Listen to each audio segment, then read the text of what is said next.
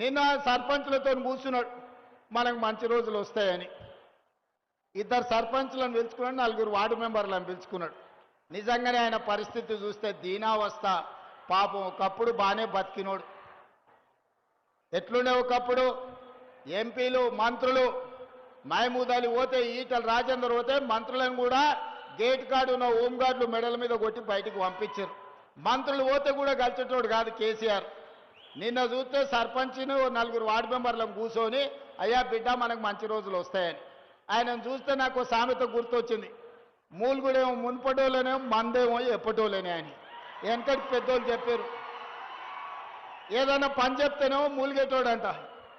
మందు ఉన్నది రా దావత్ అంటే నాకు కావాల్సిందే, నాకు ఆపు కావాలి, ఫుల్ కావాలని. మూడుగుడేమో మున్పటోళ్ళనేమో మందేమో ఎప్పటోళ్ళనే అని. నిన్న ఆయన మంచి రోజులు వస్తాయంటున్నాడు. మంచి రోజులు నగదు నాయన, నీకు అవకాశం వస్తే ముంచే రోజులు వస్తాయి.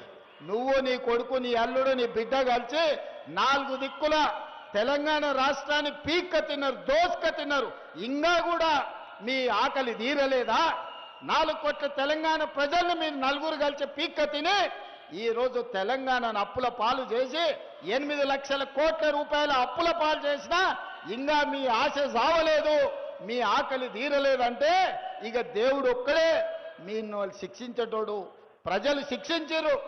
ఆలోచన చేయండి చంద్రశేఖరరావు గారు. అసెంబ్లీ ఎన్నికలప్పుడు నీ అధికారం పోగొట్టారు.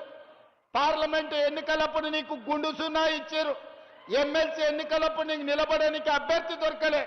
మొన్న జూబ్లీహిల్స్లో రెఫరెండం అంటే బోడబండ కాడ బండకేసి బాది బొందబెట్టారు.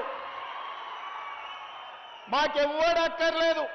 మా కాంగ్రెస్ పార్టీ కార్యకర్తలు మా దిక్కుంటే నీ పక్కనే నీ కొడుకుంటే చాలు నీ పార్టీని బొందబెట్టనీకే.